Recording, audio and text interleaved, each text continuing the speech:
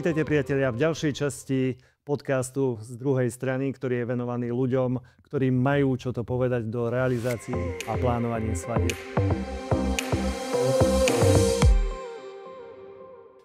Moje dnešné pozvanie prijali dvaja veľmi dobrí DJ a tým je Zolo Farkáš alias DJ Čulo. Ahojte. A Martin Ružinský alias DJ Martin. To asi z toho aj vyplýva. Obidvaja chalani z Lučenca. Aká bola cesta najprv? Veľmi rýchla. A krátka? Cesta bola, ako sa hovorí, rýchlo a zbesilo. Rýchlo a zbesilo. Vieme, aká je kvalita tej cesty, takže trošku nás to hádzalo, ale zvyknutí sme na to už. Takže. Jasné. Cesta bola fajn. Na začiatok dosť netradične skúsim otázkou, alebo takým netradičným začiatkom. Vy ste v Lučenci, a teda pre mňa, ponímaný ako veľmi silná komunita. O tom som vlastne hovoril aj jednému, aj druhému, čo dosť nechápem, lebo väčšinou to tých ľudí nejako rozdeľuje. Či už sú to DJ, fotografii, kameramani. A u vás je to práve taká družná skupina. A keď som si vtedy hovoril, že si sem pozvem DJ-ov, tak som sa nevedel rozhodnúť, že ktorých ako prvých. A padlo rozhodnutie na vás. A ja by som teda chcel vedieť, čím to je, že v Lučenci fakt naozaj pôsobíte ako taká silná komunita. Neviem, nečakal som túto otázku. Ja som tiež nečakal, ale keď to tak mám povedať, my sa furt, akože my táto komunita, čo sme Lučenci, aspoň títo chalani, hej, že my sa poznáme od malička, dá sa to tak povedať, že od malička, alebo od tej strednej školy. Od puberty v podstate. Od puberty. A my sme furt tak dobre vychádzali a my vlastne doteraz, keď aj Máte mal výročie také narodinové, teraz mal Vacko. 30, hej? 25 krát 2. Teraz mal Vacko, tak aj tam sme sa zišli, akože dosť silná komunita, ešte chalani, ktorí sa poznáme už dosť dlho a takí sme súdržní v tomto, takže nerobíme také rozdiely alebo také priekysy, práve že naopak my si furt pomáhame, že keď má niekto viacej eventov, tak mu posunie tomu druhému a tak. No je to asi aj tým, že hej, ja tu vravel Čulo, že sa poznáme sa strašne veľa rokov. Viac ako asi robíme aktívnu kariéru DJ-a a my sme viac menej vždy fungovali aj predtým, ešte aj tí DJ, ktorí už momentálne v Lučenci nepôsobia, tak sme fungovali vždy ako také partie a počnúc 90. rokmi, hej, a postupne sa pridávali ďalší, ja som o niečo skôr začal ako Čulo, o rok, o dva. A ja neviem, je to možno nejaká chémia zvláštna, alebo ako by som to nazval. Napriek rôznym názorom na veľa rôznych spoločenských tém, toto je vec, ktorá nás spája. Myslím, že mali by sme robiť všetko preto, aby nás čo najviac veci spájalo, nie rozdeľovalo. Hej?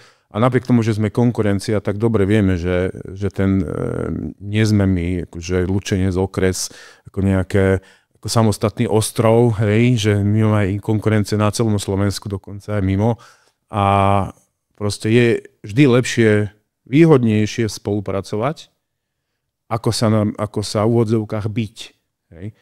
Lebo veľakrát sa stalo, však Čulo mi to potvrdí, že ste opomenuli nejaký termín, alebo že ste urobili nejakú chybu, alebo že proste mali ste na jeden deň, 2-3 ponuky a teraz no, keď som pohnevaný s kolegom, no čo spravím, hej, keď ja som sa niekomu klientovi zaviazal, no tak poprosím kolegu, potrebujem pomôcť, pokazí sa mi niečo, hej. Potrebujem niečo, čo mám pokazené, neviem si to momentálne nahradiť, opraviť rýchlo, zavolám kolegovi. Hej? A v tomto je tá spolupráca výhodná. Aj keď sme konkurenti a akože nedarujeme si, hej, v tej konkurencii tiež nič, ale nikdy nebrať veci osobne a neísť do nejakej zbytočnej hlúpej konfrontácie, že teraz, ja neviem, keď viem, že kolega robí nejakú chybu, poviem mu to medzi 4 očami, alebo u mňa pri pive, alebo mojej garáži. To je také naše štúdio, taký brloch DJ-ský, kde sa stretáme viacerí.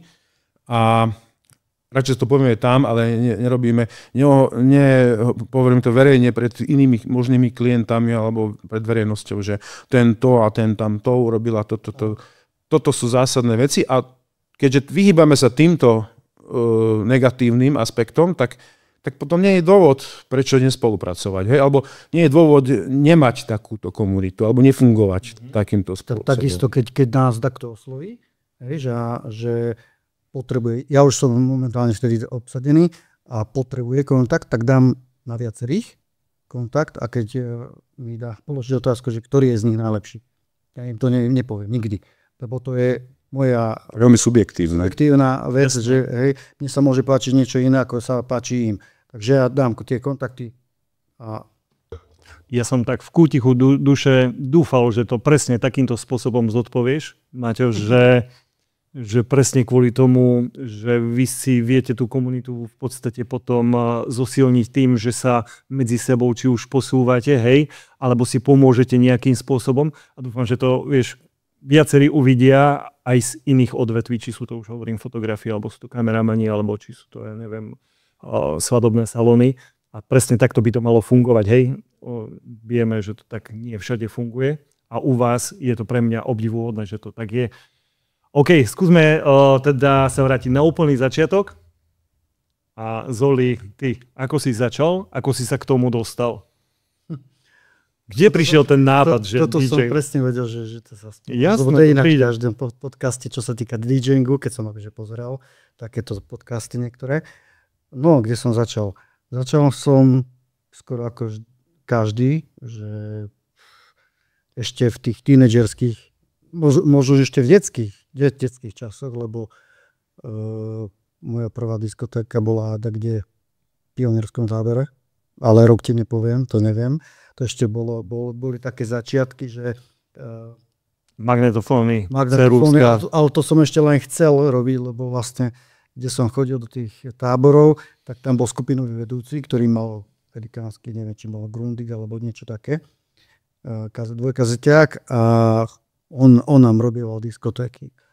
No a to som bol asi, ja neviem, piatak, šiestak na základke a vtedy som to chcel akože skúsiť, ale samozrejme, ešte som bol malý, no, neskúsený, no a asi som bol 7, ak tuším, keď mi dal prvýkrát zahrať akože z kaziet. To som bol na Tuhári, to si pamätám, v pionierskom tábore a už potom som to vlastne začal, že postupne, ale také, že na základnej škole som ešte potom robil aj tie zimné radovánky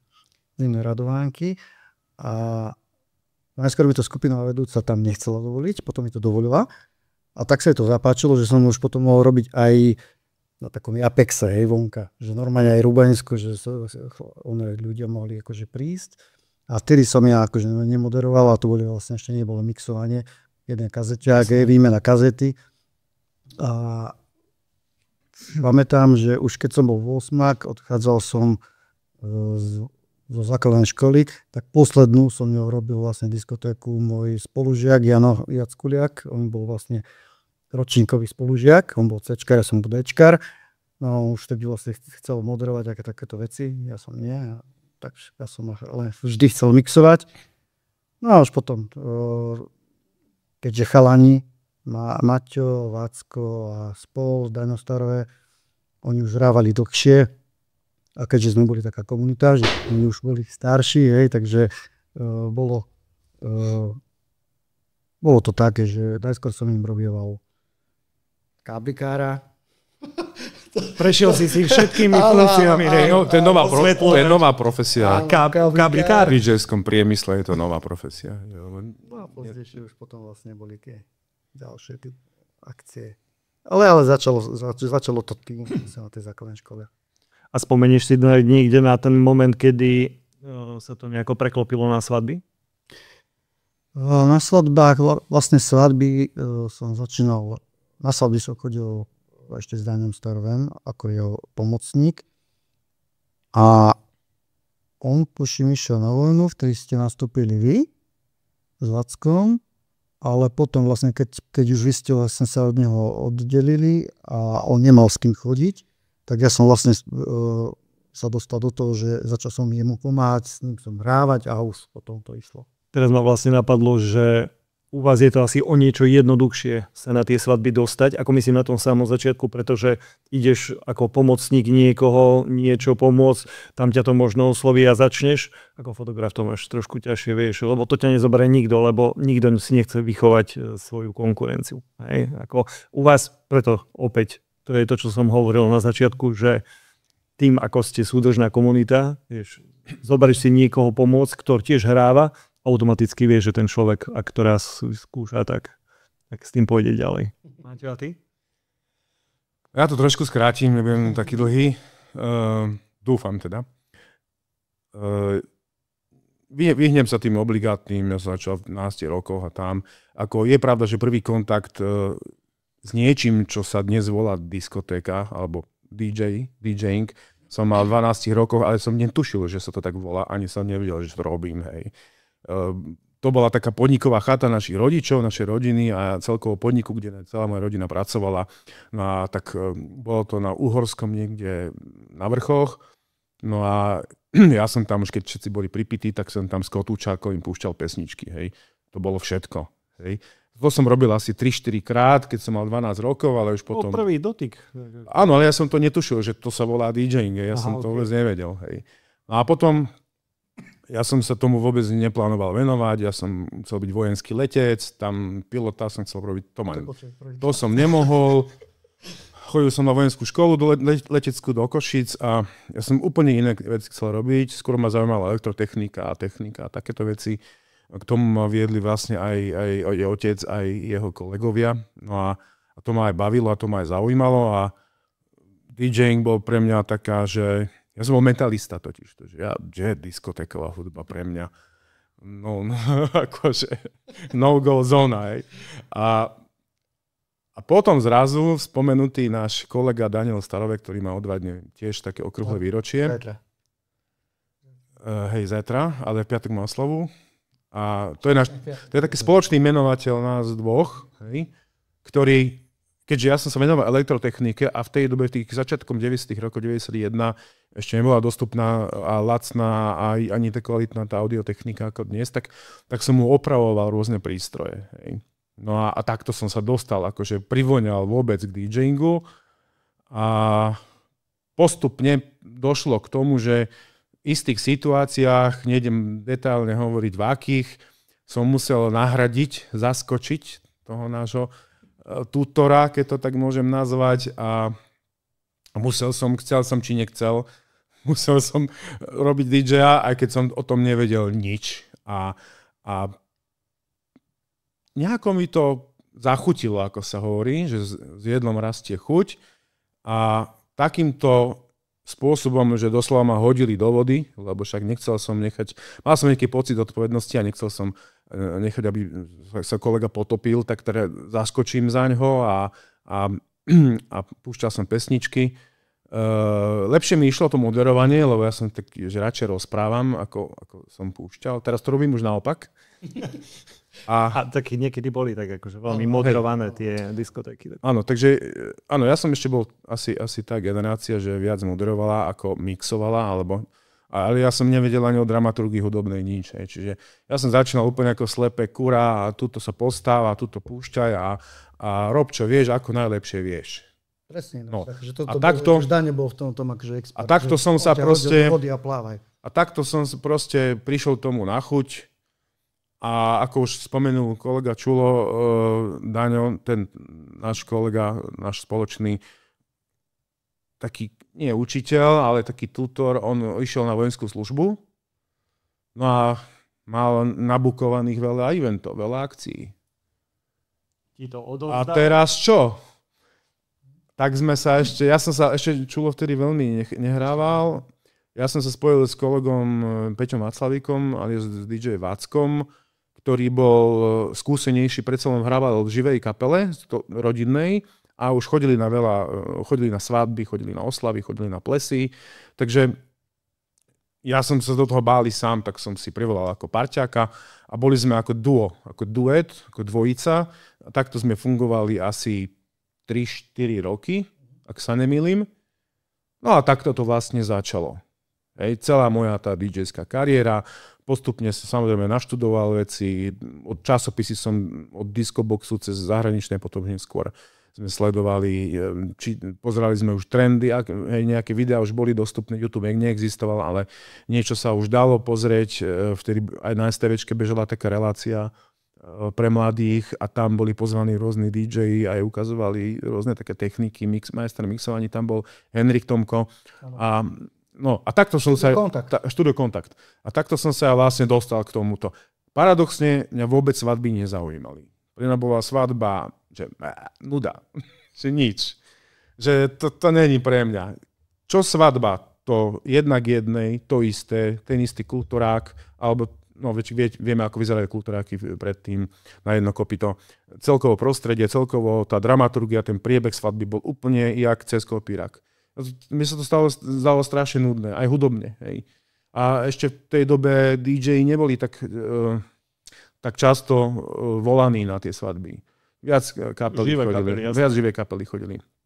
Takže ja som sa svadbám nevenoval, mňa zaujímali diskotéky, dievčatá, párty a čo najväčší hluk a čo najväčší rámos ľudí. Hej.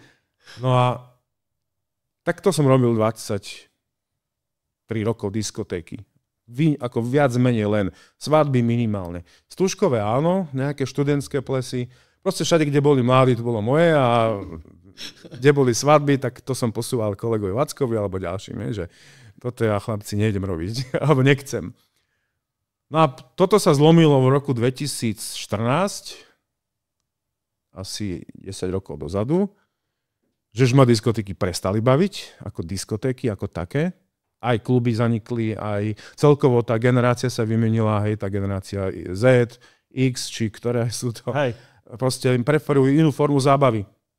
A tým pádom vlastne prišli už mladší DJ, mladší kolegovia, že tak super, tak idem sa venovať privátnym eventom. To sú nielen svadby, to sú firemné akcie, to sú oslavy nie, ale hlavne firemné akcie, plesy, rôzne privátne eventy, rôzne typy, hej, nedá sa to už tak škatulkovať ako takedy. No a tak 10 rokov sa teraz venujem len svadbám a len privátnym eventom. Takže za mňa takto, 23 rokov viac menej diskotéky, ja som si, a to málo kto vie, ja som zorganizoval skôr takmer 500 podujatí súkromných, že sám som si organizoval, sám som si zohnal ľudí, bufet, prenajal kultúrák, zaplatil celý ten stav, vrátane autorských práv a sám som si organizoval 480, čo bolo diskoték a potom tam bolo nejakých pár menších festivalov. Ale toto bola moja taká gro práce 23 rokov, no a posledných 10 rokov už len svadby. Ako hovoríš, že bude stručnejší. Super, ale to, čo vlastne celý čas si vlastne popieral, že tak svadby nie, lebo hej, to má to svoje proti a ty sa proste budeš venovať tej komerčnej muzike, hej, alebo teda tej diskotékovej, tak vidíš, sa to celé otočilo a zostal si na svadbách a tieto veci si už v podstate nechal. A to je... Lebo už na to sa necítim vekov ani, vieš. Ja ti zase na to chcem niečo povedať ako z tej strany fotografa, vieš, že ja som celý život popieral kostol, akože necítim sa tam dobre, proste nie, hej, nikdy som tam nešiel, proste celé zle. A žena mi teraz po 10 rokoch, 11 rokoch v podstate fotenia svadieb mi hovorí, vidíš, našiel si k tebe cestu. Ty si myslíš, že tam nebudeš chodiť v nedeľu, tak teraz tam chodíš každú sobotu. Takže to je presne tak to je. Ale ja ešte chcem jednu vec dodám, ako nevzniklo to samo od seba, že osvietilo ma niečo. V podstate k tomu svadobnému biznisu alebo k tým svadbám, keď sa teda viac menej budeme baviť o tých svadbách, tak ma prilákal alebo nahovoril, dá sa povedať, jeden náš učenčan, ktorý je možno známejší ako my. Neviem, či môžem povedať meno, ale tak asi áno. On bol taký svadobný moderátor a starejší, teraz si viac venuje teda agentúrnej činnosti a firemkám. Lukáš Pelč, on vlastne už známy slovenský herec a moderátor. No a s ním sme začali v podstate takú tú svadobnú ako túr, dá sa povedať. On to celé viac menej organizoval, on vypracoval scenár detailne, no tak to bolo láhoda, hej. A to je to, že tie svadby začali byť oveľa pestrejšie. Vznikli rôzne pekné eventové priestory, hej. nemusím ani menovať, ľudia ich poznajú. Proste začalo to byť fakt, že zábava a sranda a čo svadba, to úplne iné podujatie. Že nejako tak, to bolo na jedno kopyto. Že preto to začalo byť pre mňa zaujímavé a lákavé, že wow. Že sa to mení asi aj kvôli tomu, že tí ľudia vidia v podstate aj čo je vo svete, trendy a tak ďalej a snažia sa k tomu čo najviac proste priblížiť. Tým pádom vznikli tie krásne eventové priestory. V Lučencích takisto máte akože úplne brutál, hej, smerom na Filiakov, vieme, ktoré myslím. Hej, že je tu aj blízko a zároveň je to niečo wow, ale chcem sa spýtať, je každá tvoja svadba v podstate stejná, alebo si vždycky povieš, a teraz chcem zmeniť toto, a teraz chcem zmeniť toto a idem na to inak, alebo... Úplne, každá svadba iná. Každá, hej. Každá, aj rozmiestnenie techniky, teraz ti dám viac času. Či rozmiestnené techniky, a na tom istom mieste, keď som, vždy to inak urobím, lebo vždy sa mi niečo, povedzme, nepáčilo minule, tak urobím to trochu inak a vymýšľam, proste stále niečo sa snažím niekedy až experimentovať a niekedy si aj skomplikujem veci, ale mňa to baví takto, lebo nebaví ma, keď to má byť to isté a stále takisto a to je nuda proste. A Ju si mi zobral otázku, asi tak v polke zodpovedala, ale skúsim to položiť tebe. Či máš pocit, že sa zvyšuje nejaká náročnosť tých zákazníkov, čo sa týka svadieb? No, a každým rokom určite. V čom to tak asi najviac pociťuješ? Presne tá náročnosť, čo sa týka akože eventov aj na techniku. To je prvé, tomu viac svetiela, alebo nejaké špeciality. Máte svetelný park, samozrejme, že mám, akože nie sú to 90. roky, ako takedy tie blikačky. Stretávame na svadbách rôzne veci, takže... Ty z toho druhého pohľadu, hej, máš, akože... Áno. Beáš aj na iné smery. My už skoro každý máme akože dosť dobrú techniku v Lučenci, čo sa týka aj zvuku, aj svetelnej aparatúry, takže si myslím, že sme na dobrej úrovni. A čo sa týka náročnosti, takže je to dosť, ako aj teraz vlastne tie plazivé dýmy, studené iskry, to je všetko vlastne taká, že musí si to ten DJ zakúpiť, nie je to také jednoduché, že máte to a oni si to myslia, že to je v základnej cene, nie je to v základnej cene, lebo to jednoducho stojí niečo navyše. No, jasne. Takže máme to. Tá náročnosť je presne aj o tomto, že musíš mať, alebo mal by ten DJ tejto už branži mať aj potom takého svojho technika, lebo sa na to nemá šancu stíhať, aj rozložiť, aj vlastne celé obsluhovať. Takže je to dosť také, že teraz už akože iné. Ty máš takéto svoje dvojča, s ktorým ťa ja vždycky spájam. Proste, keď si spomeniem na meno jedného, ma napadne druhý, a keď ten druhý, tak je ten prvý. Rastio, ale náročnejšie sú už aj fotografie a kameraman. Naozaj? Lebo vyžadujú niekedy od nás také nasvietenie ako v štúdiu. Nie, že vyžadujú. Očakávajú to. Hej. Lebo pre niektoré jednoduchšie nemusia si nosiť toľko svetiel, čomu rozumiem. A zase pre mňa je to, niektorí kolegovia na to nadávajú, že tak nech si donesie fotograf, kameraman svoje svetlá, že potom ten priestor vyzerá ako zaprataný stojanmi, káblami, hociako, proste to sa mi nepáči. A tí ľudia, tí hostia nevedia, že čo je koho. Mm-hmm. A ja sa tomuto snažím vyhnúť, že ja radšej teda vyhoviem tým fotografom, kameramanom z tohto hľadiska teda nasvietenia tej sály, lebo nie je preto, že ja im uľahčím nejakú časť, že nemusia si nosiť svetla, ale ten priestor vyzerá krajšie, čistejšie. Nie je tam ďalšie 4 stojany. Hej. A ja som rád, keď mám podkontrolové osvetlenie. Čiže keď potrebujem urobiť nejakú tmu alebo nejakú atmosféru svetelnú, tak nemusím naháňať fotografa, že prosím ťa, vypni mi tie svetla biele, lebo to tam kází atmosféru. Hej. Jasné. Toto presne vlastne ja, keď mám stretnutia za svadby, tak to je prvé, čo sa pýtam, že kto bude kamera, kto bude fotograf. To prechádzame stejne a sú všetci. A to je prvé, lebo keď mi povedia také neznáme meno, akože môže byť ako lebo tak sú teraz rôzne akcie, že oni môžu z Bratislavy, z Nitry a dneska si doniesť vlastných fotografov alebo kameramanov. Nakoniec sa aj tak spoznáme, hej, a niekto má takú techniku, niekto má takú techniku, ale presne my už tu vlastne, čo spolupracujeme aj s tebou, hej, tak vieme, že vy máte radi svetlo, čo sa týka, akože, niektorí akože, že... Kameramani, hej. To sú... Hlavne áno, kamera. To sú oni, zapnú tam reflektor proste. Áno, hej. Lebo tu máš blesk, alebo hej, tie blesky sú maličké väčšinou. Ja s tým bleskom baterky, hej. Chvíľka, čau.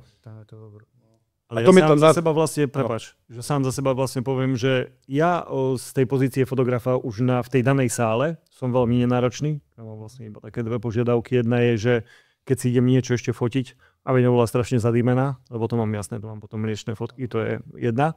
A vždy, keď stretnem Romana, DJ Roman, tak ten mi vždy dáva ovládač od RGBčiek a hovorí, prepínaj si to sám, ja sa ti tomu venovať nebudem, lebo vždycky som za ním prišiel a povedal, prosím ťa, rúžová už je dlho, daj zelenú. Tak na ovládač a prepínaj si to sám. A v tom je tá náročnosť, že tí klienti aj od vás očakávajú špičkové fotky a keď máš zle nasvietený priestor, alebo to zle svetené pozadie, tak potom to vyzerá hrozne. Ja priznám sa, ja sa do toho až tak nevyznám, ale tak verím, že vy vidíte a viete, prečo to tak potrebujete. A ja nepolemizujem o tom so žiadnym. Ja keď to môžem, tak spravím, nasvietím to, ako to viem, alebo sa dohodnem dopredu, že urobíme to tak, aby ten priestor bol, ktorý potrebuješ, hlavne pri malomanželskom tanci a pri týchto aktivitách, aby bol nasvietený tak, aby to bolo fajn. A to je pre nás vizitka. Aj to je aj dobré, že aj spolupráca potom funguje medzi nami. Sú projekty, ktoré sú možno, príklad poviem, nad rámec jedného DJ-a, jedného dodávateľa, alebo však disponujeme tou technikou, aj niekedy aj Čulo má techniky, aj na dve eventy naraz, ale ide o to, že niekedy sú tie projekty náročné, že potrebuješ fakt aj ísť do toho projektu s kolegom. A aj môj kmotor je bývalý DJ, respektíve ešte hrával už len tak sporadicky, ale robil to profesionálne, dlhé roky sa tomu venoval, volá sa Peťo Bensúr a tiež pracuje v jednom obchode, ktorá sa špecializuje na predaj takéto audio, DJ-skej, rôznej zvukovej svetelnej techniky. No a týmto spôsobom aj kooperujeme. Že nie len, že posunieš niekomu akciu, to je to najmenej, ale dôležité je, že pri väčších projektoch oslovíš miestneho kolegu, dodávateľa. Že to, čo aj potrebujem na taký event, toto, každý máme nejakú techniku na nejakej kvalitatívnej alebo technickej úrovni, tak viem presne, kto čo má a viem, že toto sa mi tam hodí, tak mu zavolám, buď ideme od toho spolu, alebo si to normálne prenajmeme. Že není to len o tom, že zadarmo, buď si dáme nejakú protislužbu, alebo normálne, aj keď nie veľkú cenu, ale zaplatím tomu človeku. Hej. Ako ja vás sledujem, takže viem, že vy máte stálu tú obnovu toho parku, či už je to svetelný, alebo teda zvukový.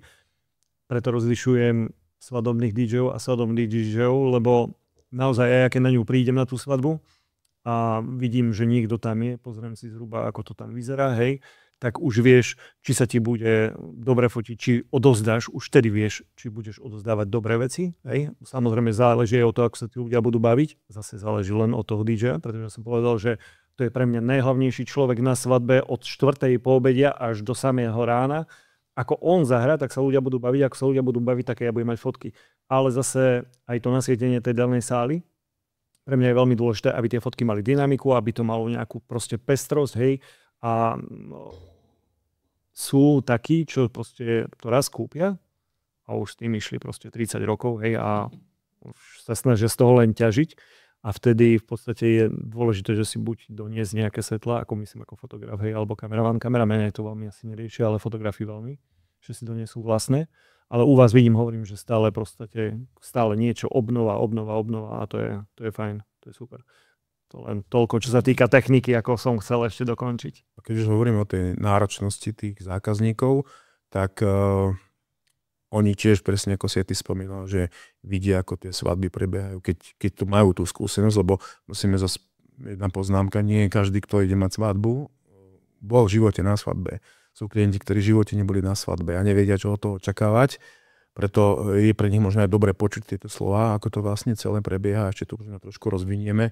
No ale pointa je tá, že aj nie len tí klienti sú nároční, lebo vidia na nejakých možno klipoch, video, záznamoch nejaké svadobné toto prostredie, ale aj my sa snažíme tým klientom tak trošku vychovávať, treba byť náročnejší. Hej. Že keď už zaplatíte tie peniaze, tak nech to, ako sa hovorí, sakra stojí za to.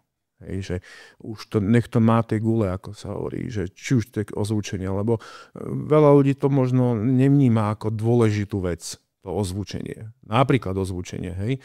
To si veľa ľudí myslí, že niekto si kúpi dve repačiky tu tam z Číny za 300 € alebo za 400 a nejako to bude hrať. No nejako. To je ako s fotografom, ako s foťakom. No nekúpite si kompakt, tak chcete robiť svadbu, hej, fotiť. Proste to nejde, tie fotky nevyzerajú dobre. Stačí si porovnať iba fotky mobilu istej značky, známej, len o 3 generácie starší mobil, o čo horšie fotí. A to, že ja ako slepý človek rozoznám, tak to rozozná každý. A nie len ja, ale ja som sa snažil si promovať tie svoje nejaké služby, čiže som si fotil sálu s mobilom, hej, a manažerka mi povedala istého nemenovaného hotela známeho tu na blízku, že je to zlé. Tudy cesta nevede. Že je to zlé. Chcel som, či nechcel, zavolal som fotografa profesionálneho, nafoť mi to, prosím ťa. A nafotil to, tak to už bolo oveľa lepšie, hej, a malo to fakt efekt, lebo tí klienti nebrali tú službu, kým som nemal poriadne fotky z toho. Takto by sme to chceli, vieš, že to je práve to, že keď to vidieš dobre spraviť, ale nemáš to nafotené, že to nevieš predať. Hej, a akože rozprávať je... A potom viem klientovi vysvetliť, áno, takto to môžete mať aj vy na svadbe. A reálne to vyzerá ešte krajšie ako na tej fotke, ale takto to môžete mať na tej svadbe. A otázka znie len, či ste tak nároční, alebo nie.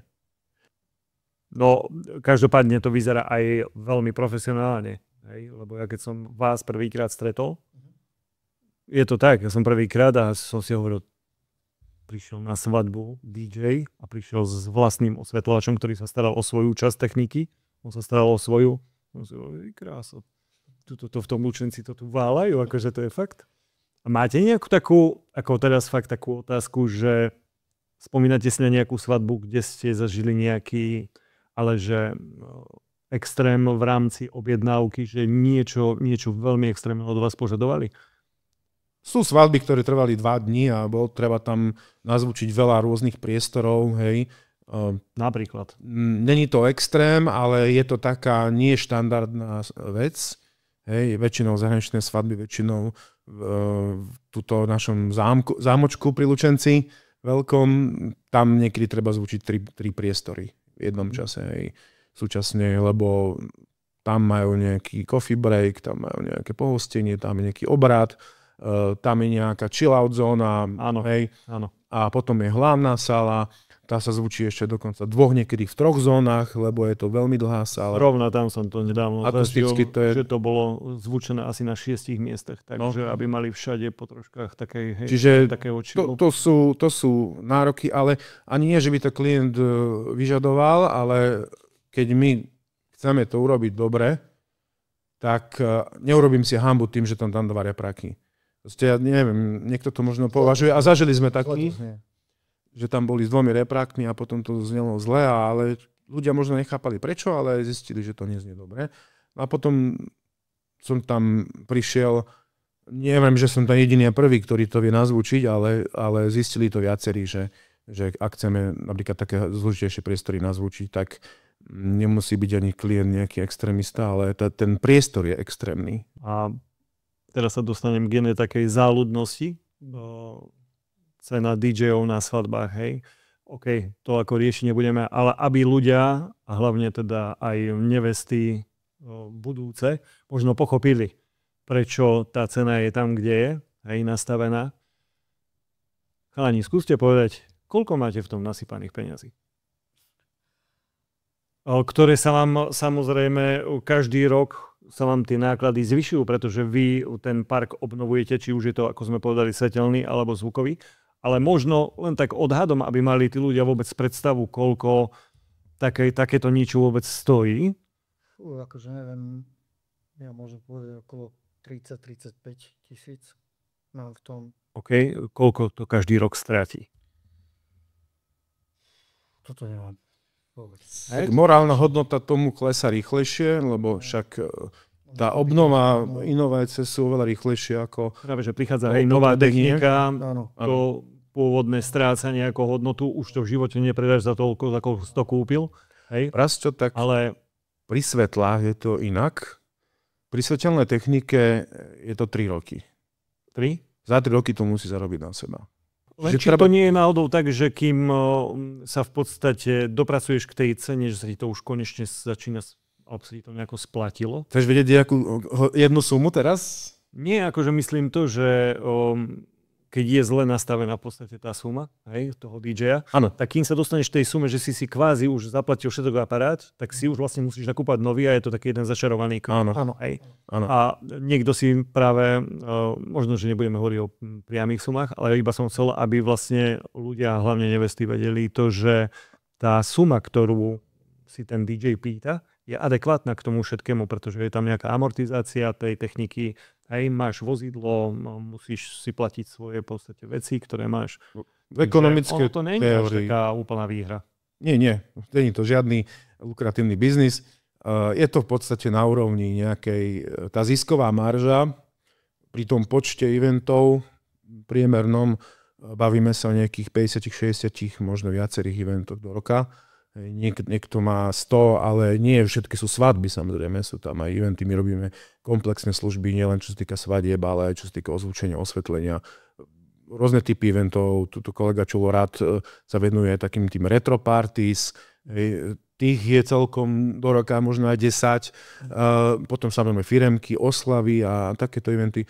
No a tak to kopí 50, 60, možno 70 eventov, menších či väčších, hej, a popravde, zisková marža, nikto to nikdy nepočítal, lebo to sa ani nedá nejako efektívne vypočítať. To nie je, že vyrábam niečo, mám nejaké náklady a viem, za koľko to predám.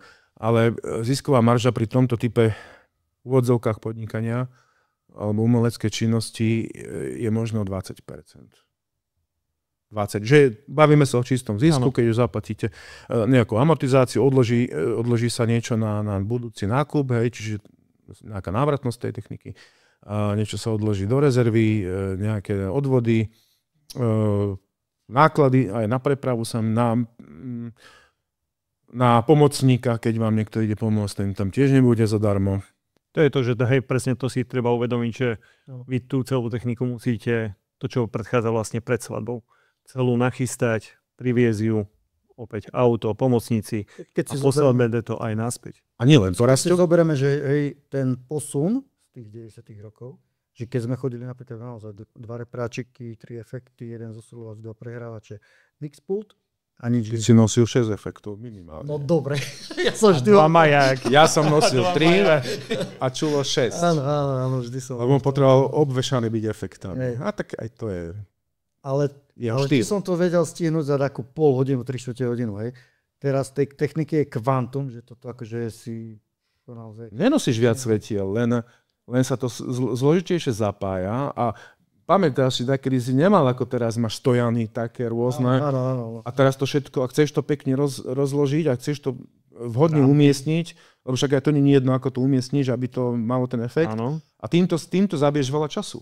Čiže, milé nevesty, to nie je len o tom, že prídem, naložím, vyložím, zapojím, trvá to hodiny času. V podstate zoberte si, že svadba priemerná trvá 12 hodín, ale z toho plus ešte 4 hodiny je nakladanie zo skladu do auta, vykladanie, zapojenie, potom to demontáž, naloženie a vyloženie. To sú ďalšie 4 hodiny. Čiže v podstate robím 16 hodín. Ako 2 pracovné dni.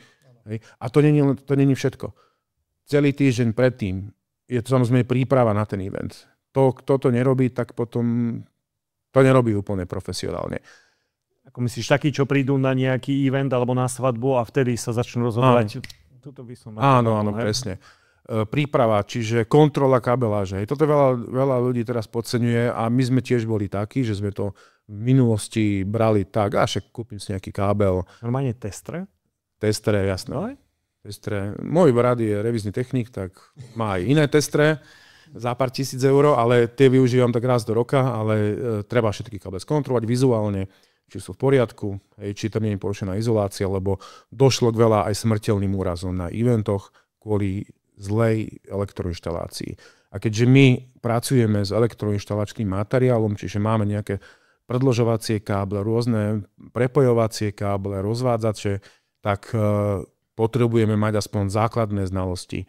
O tomto najlepšie bolo mať aj revízie, čo tiež stojí pár stovák, ale raz do roka. Ale toto sú veci tiež, ktoré majú vplyv aj na tú cenu. Čiže nie je to len o tom DJingu, ale keď si takto dodávame sami všetko, tak musíme dbať aj na tieto aspekty. A to sú dosť dôležité.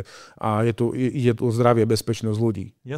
Že ak uvidíte niekde DJ-a s ciky káblom z Teska, tak ho rovno praštíte niečím, podľa mňa. Ty to máš tak isto, že akože predchádza tomu celá tá príprava, kontrola? Nie vždy, ale akože áno. Maťo má pravdu v tomto, čo... Bezpečnosť akože na prvom mieste, to je jasné? Ja súhlasím vlastne s tým, čo povedal Maťo, že naozaj tá príprava treba mať, lebo si zober, že tá náročnosť je aj v tom, že oni chcú vlastne naši klienti aj ozvučovanie, aj obradov. Čiže aj ty si musíš pripraviť veci aj na tie veci, že na ozvučovanie obradov, lebo už aj to robíme po novom. Niekedy zvučíme aj ľudovú hudbu, lebo aj to sa od nás vyžaduje, to je ďalšia vlastne produkcia od nás, ktorá je tiež platená navyše, ale toto som aj to poskytovať. Takže aj to je ďalšia vec. Služba.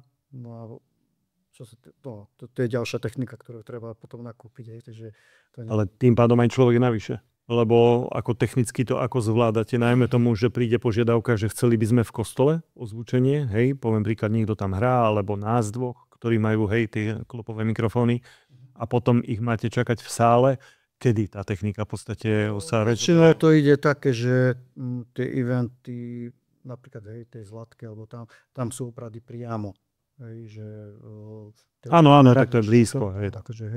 Takže tam sa to dá stihnúť, ale vlastne to je ďalší čas, ktorý tam treba vzniknúť, že kým sa to postaví, aj ten aparát tam nazvučiť a rýchlo potom utekať vlastne do sály, kým sa ľudia pofotia a už idú vlastne. Áno.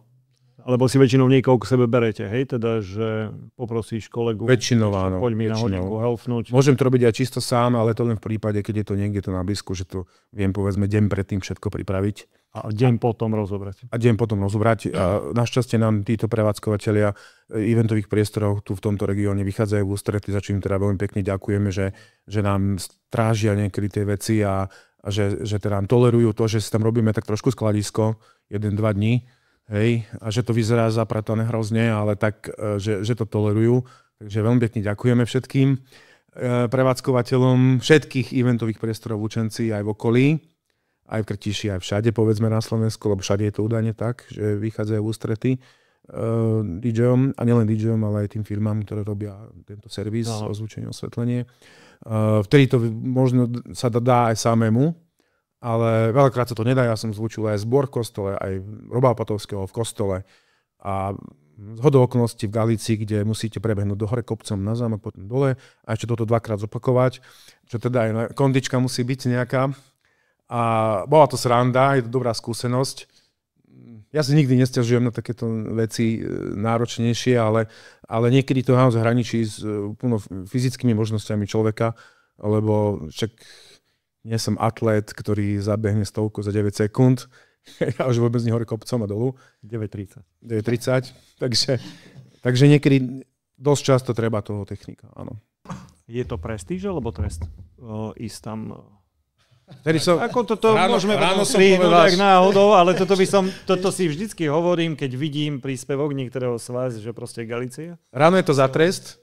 Ráno a po akcii si hovoríš. Ale vieš čo, keď je akokoľvek náročná akcia, ťažká, možno aj nie je za veľké peniaze, ale keď je tá akcia vydarená, tak je to potom radosť. Ja to beriem aj z toho hľadiska, dobre, vy ste ako ťažkí profesionáli, už len z hľadiska zase opäť toho svetla a zvuku, že vy viete čo, ale zober si, že tam zavolajú, asi tam nevolajú hocikoho, ale že tam zavolajú niekoho, kto proste nemá skúsenosti, či už s tým priestorom, robiť s tým zvukom, lebo tam to musí byť proste masaker. A takisto to je dobre nasvietiť. Tak tam si môžeš spraviť tak ako meno, tak aj veľkú hanbu. Tomuto ti poviem jednu vec, že napríklad bol som oslovený jednou nevestou, kamarátka, žije dlhé roky vo Švajčiarsku. To bola vlastne marocko-slovensko-belgická svadba. A ona sa ma rovno pýtala, že vieš to spraviť? Normálne som akože vtedy, že akože si zalovil, tak robil som tam už také eventy, také svadby, aj jedinú stužkovú som tam hral, potom viac tam nedovolili. Ale nie, že za to, že by som začal. Jednoducho, manažer jednoducho zakázal, že nie, že to nie je priestor na stužkové slávnosti. Čo mal pravdu. No ale vlastne, aby som sa vrátil, že k tej svadbe nebol som nie že schopný, ale radšej by som išiel do toho vlastne vtedy s Peťom Bencúrom. To je ten môj kmotor. Áno. On tam vlastne s Maťom oveľa viacej inventov mal. Ja som tam mal dokopy, ja neviem, asi 5. A radšej som išiel do toho s ním ako spolupráci. Bolo to 50-50, ale radšej som išiel takto. Nebol som si istý, že či to mám na to, lebo fakt tam treba tým ľudí, ktorí on tam mal svoju techniku, ja som mal svoju techniku, čiže sme boli 4 a naozaj sme sa tam namakali. Malo to nejaké špeciálne požiadavky? Celá tá svadba, alebo? Klasicky, čo sú tam, akože na ten priestor je to vlastne klasika, je to normálne štandard. Plazivé dymy, studené iskry a tieto veci. Robili sme tiež jednu zónu, ale keď už len o to ide, že to káblovanie tam musí byť naozaj tip-top, tam musí to byť zalepené, tam to nesmie byť nič vidno. Hej. Je to také, že je to priestor, ktorý je reprezentatívny a musí byť akože naozaj takto správené. Tomu, čomu sa venujete, tak to robíte totálne naplno na 120%. A to je fajn, že nemusí prísť vlastne aj ku vám, ako myslím do Lučenca, nemusia ťahať zvonka DJ-a, keď vedia, že na veľmi vysokej úrovni to si to dokážete vlastne obsiahnuť sami.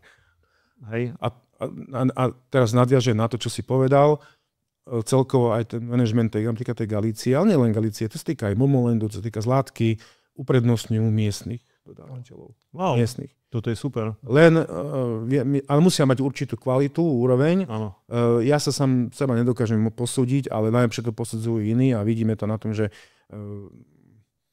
vedenie firmy, ktorá vlastne napríklad dáme v Galícii, hej, že nám dalo takú dôveru, že robím vyslovene pre nich také vážnejšie eventy, ktoré technicky ja viem zvládnuť. Dám takú jednu otázku a tá by ma ináč dosť zaujímala, čo sa týka svadieb. Vždycky klientovi oznámite, že sa vám tam nedá prísť a posílate miesto seba náhradu, alebo ponúkate náhradu, alebo to spravíte proste úplne automaticky. Akože raz som mi to si stalo, že som nevedel ja prísť, ale to sa nestalo, akože čo sa týkalo svadby asi. Takže to vykomunikuješ vlastne s klientom? Áno. Aj, že... Som vyslovene tam poslal, neviem ani koho teraz presne neviem, ale som sa zaručil, že bude dobré. Lebo stáva sa problém. Zrazu nemôžeš prísť, čo ďalej. Áno, že nejaký ochorieš, alebo ja neviem, na čo sa stane. U mňa sa tako nestalo, že by som 2 akcie zobral. Keď aj teraz mám akože niektoré 2 akcie, tak som si to vykonzultoval s tým dotyčným, že ja tam neviem ísť.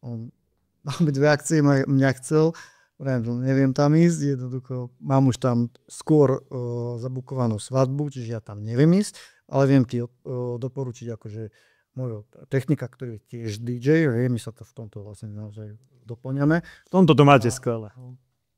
A je tam s mojou druhou aparatúrou na komplet všetko, nemal s tým problém, pozrel si ho, ako dobre, môže byť. Svadieb ste prešli neúrekom, typujem. To je ja to nebudem hovoriť, že na desiatky to je stovky, hej, ako určite. Asi stovky. Hej, určite. Nejaký 10 rokov. Vyslovene, že nejaký strašný prúser sa vám stal na tej svadbe. To mám ako prúser, ale napríklad rozložil som sa na druhej svadbe. To je proste. Ale bolo to tak, že nebolo to mojou vinou, lebo napríklad hral som... Zlú navigačku si mal. Nie. Jeden rok som hral v Šarických Michalánoch v jednej sále. Neviem už, ako sa to volalo. A to ona bola priamo stade zo Šarických Michalán a on bol z Lučenca.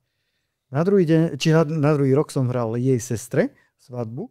Objednávali si ma presne v tej istej sále, budeš tam prídi, tam sa ubytuje, všetko. V poriadku. Ako sme spolu nekomunikovali, akože predtým, a oni už boli na obrade. A my sme prišli akože ešte s Maťom Kašinom, s expertom, sme prišli do tej istej sály, rozložili sme sa, ubytovali sme sa, vedúca sa nás pýtuje, že kým máte odkomunikované akože to ubytovanie? Že s nevestou, že dobre, tak sme sa išli osprchovať, prezliec. Sme sa fotili, už sme dávali veľkom, že čakáme Svadobčanov, šum na východňárky, lajky by vyšli. Za chvíľku prišla kapela z Prešova. Chlapi, komu hráte? Ja neviem, nevedel som si spomenúť meno teraz rýchlo. My sa tam handrkovali takých 20 minút.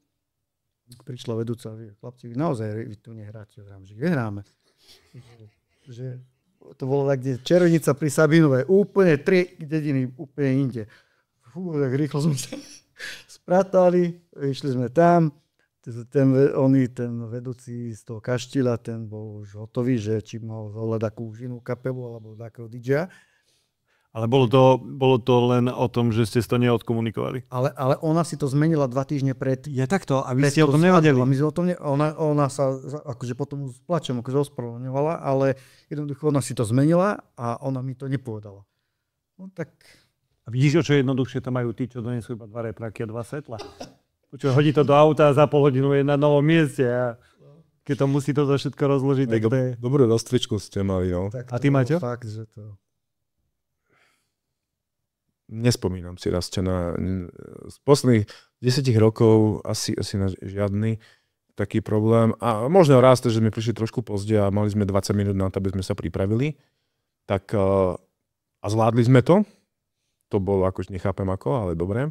Dali sme to za 20 minút.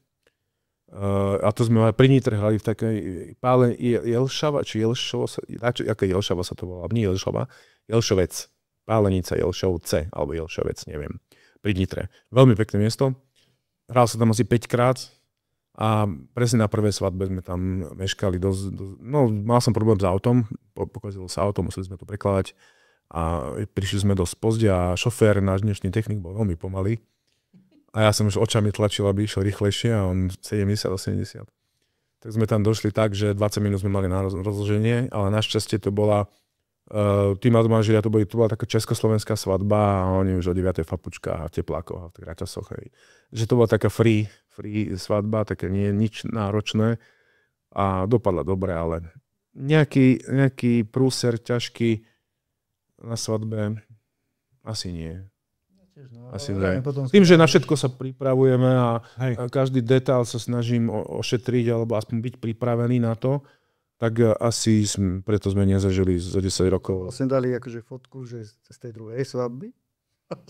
A už pozerali, že tak neviem. Tak už potom si robili z nás srandu, že keď na to išli na ďalšiu svadbu a potom po pár takých mesiacov som zase išiel na východ, len rozložte sa na tej správnej svadbe. Je jasné, že za tie roky teda tých svadí máte kvantum, ale máte nejaký taký ten správny kľúč, podľa čoho dokážete si tých ľudí udržať na tom parkete na tej svadbe? Neexistuje žiadny správny kľúč, ani univerzálny, ani žiadny kľúč. Každá svadba je iná. Každá svadba je iná, chvála Bohu. A hovorím to hlavne kvôli tomu, aby si zrovna zase nemysleli, že to, čo fungovalo na predchádzajúcej, funguje na tej ďalšej svadbe.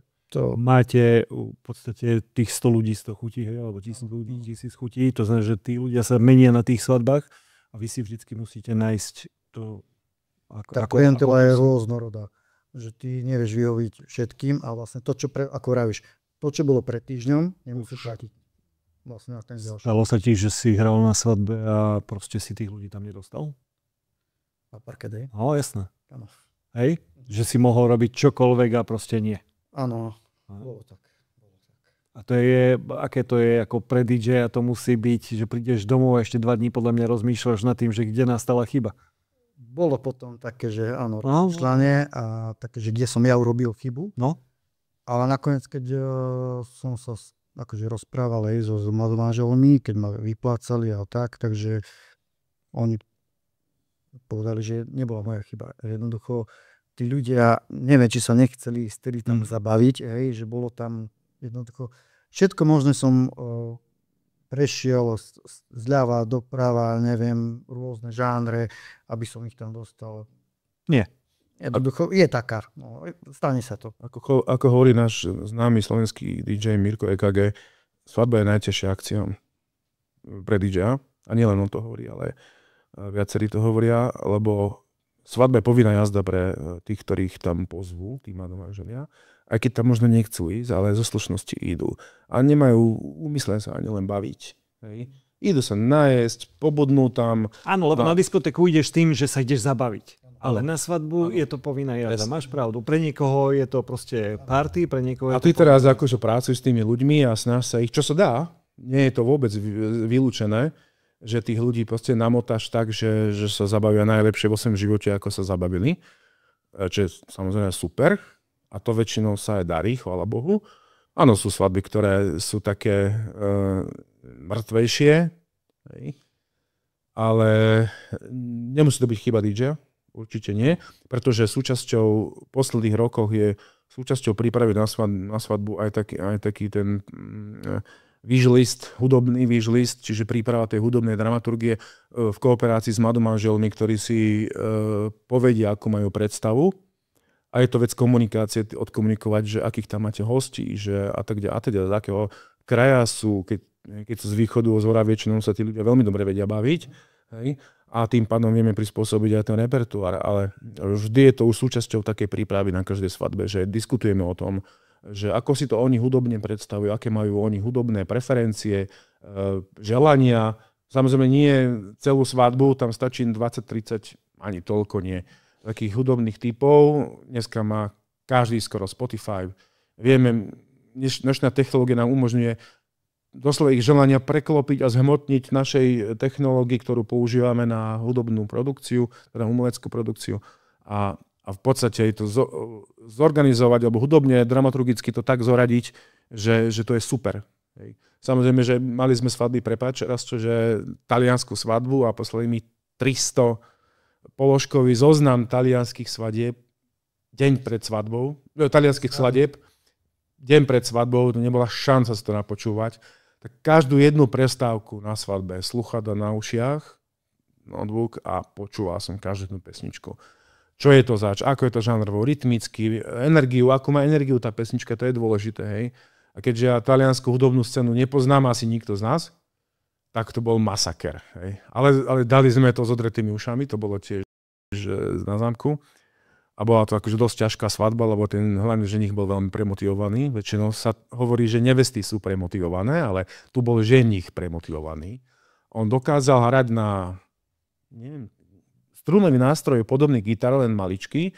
On sa učil 3 mesiace na tom hrať. On chcel svojej neveste akože na svadbe zahrať 1-2 pesničky. Nakoniec hral 5 pesničiek. Posadil si oproti seba nevestu. Vyše pol hodiny sa na to všetci museli pozerať, ešte to počúvať, čo ešte aj zle znelo. Ja som to musel ad hoc nazvučiť rýchlo, však tej Galícii to je akože dosť problém. A ešte popri tom ešte aj počúvať tých 300 položkový zoznam talianských želaní. Vyživné. Nebola šanca, lebo za svadbu DJ pustí 100-150 pesničiek. To bolo na 3 svadby skoro. Bola tam aj živá hudba ešte. No proste toto bolo... Nie, že prúser, ale toto bola najťažšia svadba, keď to tak zoberiem. To si v podstate zodpovedal tú moju otázku, ktorú som ti chcel položiť, ale ty si išiel ako, vieš, ako kanonáda a hovorím... Ja viem, čo sa chceš spýtať. Ja som sa chcel spýtať, na čo lete beží taký text? Ja som chcel spýtať, že či sa ti už stalo, že ti dali v podstate nejaký playlist, podľa čoho pôjdeš celú svadbu a tak. Áno, niekedy sa to stane, že sa veľmi premotivujú ti celý playlist, ale... A taký extrém väčší, že zapnite mi telefón, budeme hrať z YouTube alebo zo Spotify, to sa stáva? Nie. Akože dostal som takú ponuku párkrát, ale akože samozrejme, že Ale myslím, na svadbe, že príde polnoc, vieš, už sú rozbití a teraz ideme podľa nášho, že YouTube alebo niečo. Nie. Nie. Na to si tam ty a v podstate ty si držíš tu. Ale tých takých expertov, no, mal som akože za pár svadieb, že prišli, že keď som to nemal, tú skladbu, no ale ja to mám v telefóne, že napojím a ja to pustím. Žiadno príklad. Jasné. Pani, ideme do záveru. Mašinka ešte stále fičí na svadbách? Ja som Nie. nehral. Ja som toho strašne dávno nehral. Fakt, že to... Nie, vôbec. Ako reaguješ na to, keď ti povie, teda príde za tebou nevesta, povie ti, že Maťo, ako mašinku, ideme. Keď príde nevesta, no. Je to iná auto má. Keď ja toto všetko si ja dohodnem, odkomunikujem, všetko je dôležité odkomunikovať si to vopred. Určite. Najlepšie to mať písomne, najlepšie mať ten wishlist napríklad na Spotify kľudne, alebo inej streamovacej platforme, ktorú používa ten klient, teda manželka budúca. Hej. A mať to odkomunikované. Existuje tzv. Že svadobné blacklisty, hej, že neželajú si manželia, aby sa hrala povedzme mašinka. Áno. Konkrétne skladby, alebo ľudovky nechcú, ja neviem, hip-hopu, hej. Áno, toto všetko je vec komunikácie. Keď to dobre odkomunikujeme pred svadbou, tak neexistuje, že by bola zlá svadba. Neexistuje. Ja som napríklad mal takú svadbu, že sme neboli spolu možno, že aj sme boli v KPUčku. Že milým mladom manželia, dôležitá je komunikácia. Každý jeden detail sa zdá, že niekedy je že nepodstatný, ale môže byť dôležitý. Že treba odkomunikovať všetko. Aj to, čo si neželáte, aj to, čo si želáte. Samozrejme to nepreháňať. Nie, že 300 položkový zoznam playlist na svadbu, to DJ, to ešte zhoršite. Podľa mňa to je oveľa horšie. Stačí 10-20 takých nápadov, typov, že toto sú naše obľúbené skladby. Že to v týchto mantineloch sa dá môžeme. Určite áno, mantinely, limity a 10-20 obľúbených vašich pesničiek, alebo čo si myslíte, že by naozaj určite nemalo chýbať na tej svadbe. Ano. To stačí. DJ sa už od toho, dobrý DJ sa od toho určí, alebo skúsený sa od toho odpichne a už to vie potom rozvinúť a rozviesť a... Ale zase nadviejem na to, že čo je v blackliste, že mal som napríklad jednu svadbu, ktorá akože tá nevesta bola veľmi náročná, fakt, že veľmi náročná, ona nechcela ani žiadne svetla, nechcela nič. No, že doslova, že ona tam to nechcela, lebo že jej to vadí a neviem čo, ani na svietenie sály nič nechcela. Tak som ju potom dal s touto komunikáciou, keď som, lebo pred každou svadbou ja si idem sadnúť osobne, a to preferujem, že osobné stretnutie pre to svadbou. A tam sme si odkomunikovali, ale že to nebude dobre vyzerať aj na videách, aj tí ľudia nechcú, akože čo pri tých svetlách tam... To je tá svadba, ktoré sme boli spolu na nej, nie? To bola asi tá. Čo mala proste, ale to bolo aj niečo do choroby, ale niečo išlo, že že nesmú blíkať svetla. Áno, presne. Že sme prišli a proste vysvietené ako na operačnej sále, to tam bolo a že nesmie nič piť. Presne. Ona bola z Hrčovskej, nie? Ale v Bratislave spolu sme boli asi. A najskôr mi zakázala toto tiež blacklist, mašinka, dlouhá noc, nie, v žiadnom prípade, nič, toto. Ona naozaj dala mi akože taký dosť veľký blacklist. No a prišli za mňou ľudia, ale dosť sa akože dobre bavili tí ľudia, hej. A oni prišli za mňou, že je dlouhá noc. Vám, že nie, toto nemôžem zahrať, že prečo? Že je to na blackliste, že neželajú si to akože mladí manželia. Išli za ňou, hej, prišla na mňou vysmiatá. Ľudí to zahraje, nech sa zabávajú tí ľudia. A bolo to fakt tak, že ráno mi potom ďakovala, že... To sa môže stať aj nevestám, že majú nejakú predstavu a nakoniec tí hostia to zmenia, lebo tak môže byť tvrdohlavé tej nevesty a ísť si po svojom, že potom vlastne môže sa dať, že pokazia atmosféru na svadbe. Hej. Tým, že budú tvrdohlavo trvať na tej hudobnej dramaturgii, ktorú si teda oni predstavili. Mal som takú nevestu, bolo to veľmi ťažké. Tiež Bratislava versus Východ. Hej. Tiež to bolo v Zlatke. Veľmi akože dobrá svadba, nakoniec som to dáko dal, lebo som myslel, že už to tam o 12:30 zabalím. Ale nevesta mala, potom som zistil, že nevesta mala taký problém so svojou budúcou svokrou, že teda jej svokra sa to snažila veľmi organizovať a ona to nechcela nechať len na ňu a chcela tiež zasiahnuť do tej organizácie, aby aj tá svadba bola aj po nej, nie len podľa svokry. Ináč jej svokra bola svadobná táto. Ona robila ten dizajn svadobný profesionálne, hej. Že preto tá jej budúca svokra sa snažila zaangažovať a urobiť tú svadbu. Ale až pekne, bola to veľmi príjemná pani, musím povedať, žiadna, že zlá svokra, ale nevesta bola taká trošku z toho, že chcela viac do toho byť zapojená a sa snažila tak pretláčať cezo mňa svoje požiadavky a hlavne teda hudobné. A keďže tam boli veľa východňarov, tak oni sa perfektne vedeli baviť na čokoľvek. A nevesta zase nemala zlé hudobné typy, len to nebolo moc na zábavu. Ale mala pekné želania, ako čo sa týka prestávok, mali sme dohodnuté, že na prestávku playlist. To bolo super, není problém. Veľmi, veľmi rád vyhovujem takýmto veciam. Ale čo sa týka zábavy, tak už chudia musela čakať fakt do 12:30, kým som už išiel ten jej vyslovene len pre ňu. Lebo vyžadovala sa tá atmosféra, no proste nedalo sa to... Je to, že nie všetko sa vždycky dá a áno, v tom dá... Ešte nadviažem, prepáč, že to, čo sú tie playlisty aj tých mladomanželov, tak by si niekedy mali uvedomiť aj tí mladomanželia, že oni, že toto chceme my, aby sa hralo akože na našej svadbe, ale pritom nikto iný to nechce počúvať, naozaj len tí mladomanželia. Ale oni chcú zároveň, aby bola aj dobrá atmosféra. Že aby to bolo dobre na kamere, aby sa všetci dobre zabávali. Ale pritom tá hudba tých mladomanželov nezodpovedá tej, akože nie je to chatová, chata alebo niečo takéto. Taká súkromná, taká oslava, alebo čo je to, predsa je niečo iné. Takže niekedy by si mali trošku uvedomiť, že aj keď je to ich deň, mali by, ak chcú mať dobrú zábavu, tak by to mali ako vykompenzovať, že aj tie svoje skladby, ale aj tie, ktoré sa vlastne hrávajú a na ktoré sa ľudia zabávajú. Áno, aby to nebolo také, že aby to nebol súkromný večerok dvoch ľudí a tí zvyšní tam sú fakt len z takého donútenia, ale aby to bolo taký konsenzus všetkých tých, všetkých tých ľudí. Alebo alternatíva druhá je tá, že pozvať si takých ľudí na svadbu, ktorí majú radi tú muziku, ktorá sa páči mladom manželom. To je také ťažké odhadnúť. Dá sa to, lebo tie partie sa poznajú väčšinou, takže... Ja som to spomínal v predchádzajúcom podcaste, ale vám to tak akože narýchlo nejako zhrniem. Boli sme na svadbe a to bola jedna z takých pre mňa, nepoviem, že najhorších, ale veľmi ťažko fotiacich svadieb, že dostali úžasný nápad, že žiadny DJ, ale mali normálny aparát a tablet koloval medzi ľuďmi a každý si pustil, čo chcel. Tak sme hovorili, že s kameramanom sme museli o polnoci v podstate ľudí prosiť, aby išli aspoň na 1-2 skladby zatancovať, sme to mohli nafotiť a natočiť, lebo ja som nemal do polnoci v podstate ani fotku. A bolo to presne kvôli tomu, že vieš, niekomu sa páčilo to, druhému to. A ono, kým to už začalo hrať, že by už ľudia išli, tak ďalší to prepol, lebo si tam dal tú svoju, no to bol chaos, vieš, až do večera.